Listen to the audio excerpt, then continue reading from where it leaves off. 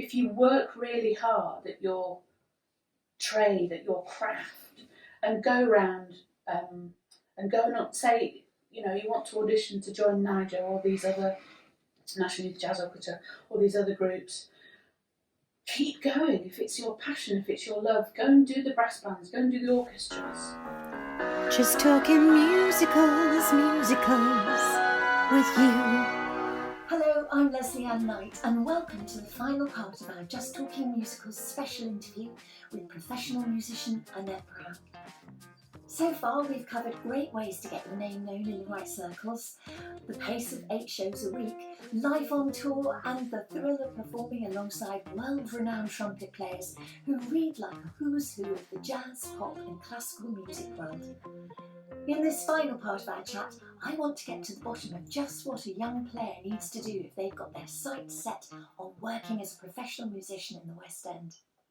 So, somebody watching this interview, someone at school still who's playing in the school band, or there isn't a school band, and thinking, yeah, but what is there out there for me as a musician? How do I get on? What advice have you got for them? A, take up a cookery course. Stop it. No. My advice would be you can work hard at things like this in your own home. For example, listen to every genre of music, because a lot of the West End shows come in now, and they are such diverse. Some of them may be the music may be of a classical style. Listen to classical, learn how, whatever instrument it is you play, learn how they phrase and articulate on their instruments. Yeah. Because a classical player, the articulation and the phrasing is totally different from a jazz player. Listen to jazz music, find something that you like that you can listen to 1920s music, listen to all genres of music, listen to pop music, everything. How did you start? I haven't asked you, how old were you when you first started playing? 6. Never. 6. Go on. My father was a very bad tuba player in... That's not very kind. No, it's not, but he would agree with me, he would laugh. A tuba player in our local brass band, and they realised that their band members were ageing, and that in order for the band to continue they needed to incorporate younger players, and they invited everybody in the band to bring their children. Where they got the instruments from, I've no idea. I think they were just instruments laying around in a cupboard somewhere. And my father took myself and my 2 brothers from Harrogate to Knaresborough. I think we went on the bus because we'd no transport, and we all 3 started to play. My eldest brother gave up quite soon because he wanted to be a drummer, and there was no drums going. The drummer, anyway. Myself and my other brother started. My other brother gave up when he was at school because he'd rather play football. Okay. But for me personally, I started at the age of 6. They gave me a cornet, and I absolutely loved it. So were you having lessons? Somebody teaching you? What they did was, before the main band practice, yeah, they would sit us all in a semicircle, and ironically, it's a vision I can remember so clearly. The band room was falling apart. Health and Safety Now would have just had a heart attack. What was the band room? It was at the back of a pub. Yeah. You had outside this building that was kind of on wooden stilts, was a wooden staircase that was all rickety. Yeah. There were slats missing, you had to skip to get upstairs. The plaster was falling off, it smelt of damp, and there were 2 little electric fires kind of hanging off the wall. It was the most horrific place. I loved it. But the smell of that damp cement, I can still smell it now. And we would go and we would sit in a semicircle, and with music stands and little bits of music, and I could not grasp the whole concept of the fingerings on the valve. But that's how somebody taught you. I used to copy the girl next to me. I would push my chair slightly backwards and be there and copy her until eventually I went, oh, a D, yes, that's valves 1 and 3. Because they didn't really teach you the fingering. It was kind of, we were all just, and there were different standards, and we were all just kind of thrown in.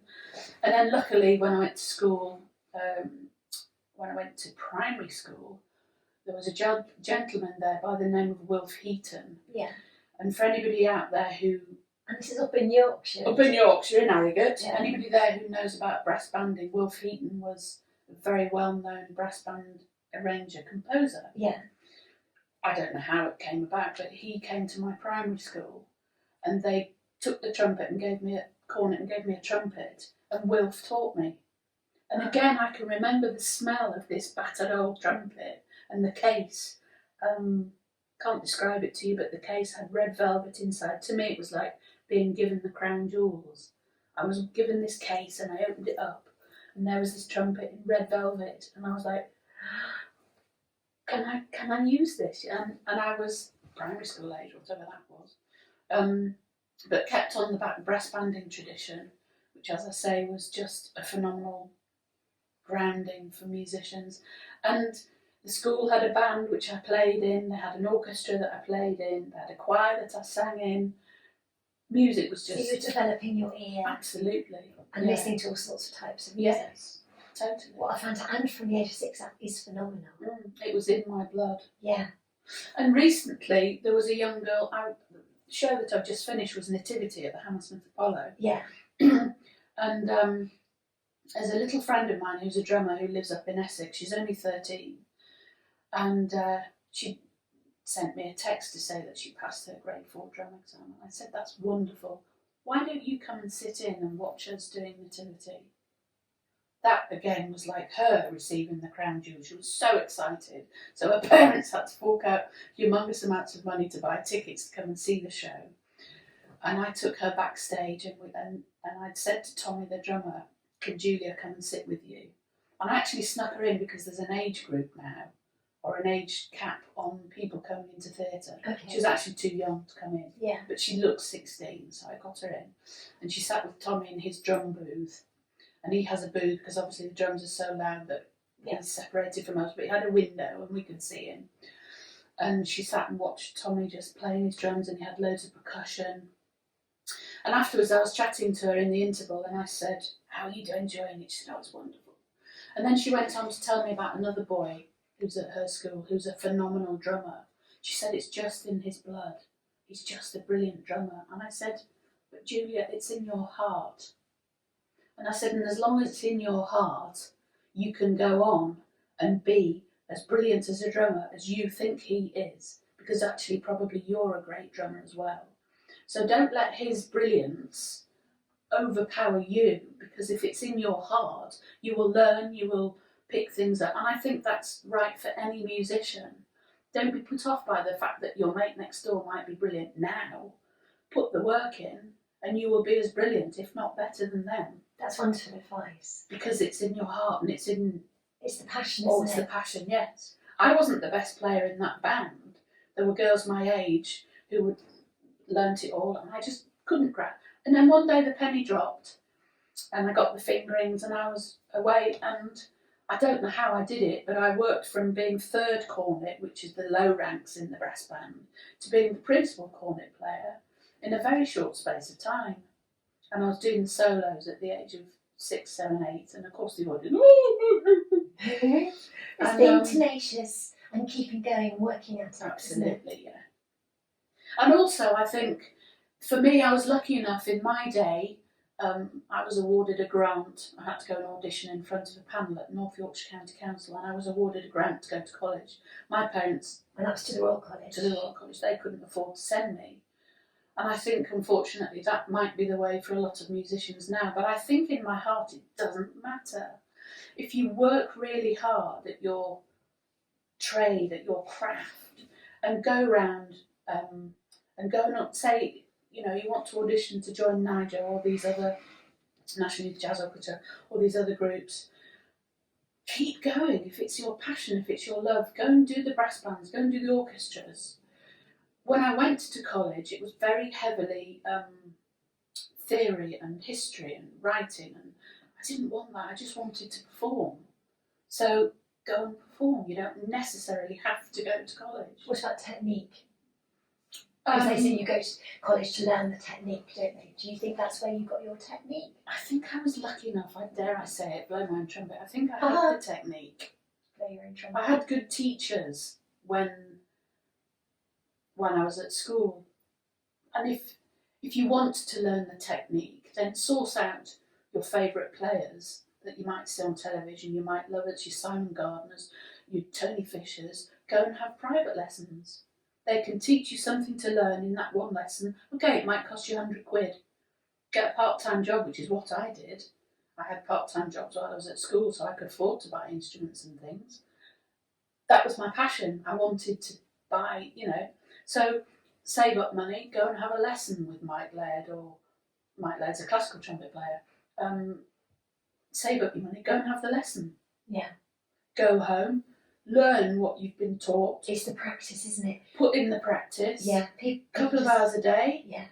Then go and have another lesson. Save up your money. It can be done without going to college. And there's nothing you say to me is just get out there and listen to all sorts of different kinds of music. That's one of the other things. Absolutely. Yes. It's absorbing. Your brain's a sponge. It's a musical sponge if you're into music. Builders ought to go and look at different architecture. Yeah. Especially that's so relevant today because fees for further education are so expensive. In the UK, it's massively up to £9,000 a year, isn't it? And I could never have done that. Absolutely. I left college with an overdraft because I'd spent most of my time in the bar. Because I didn't want to go to... I should have gone to theory classes, but for me, it wasn't for me. So I used to not go to my classes. So I left with an overdraft, but now I can't imagine leaving with the thousands and thousands of pounds, student loans. Yeah.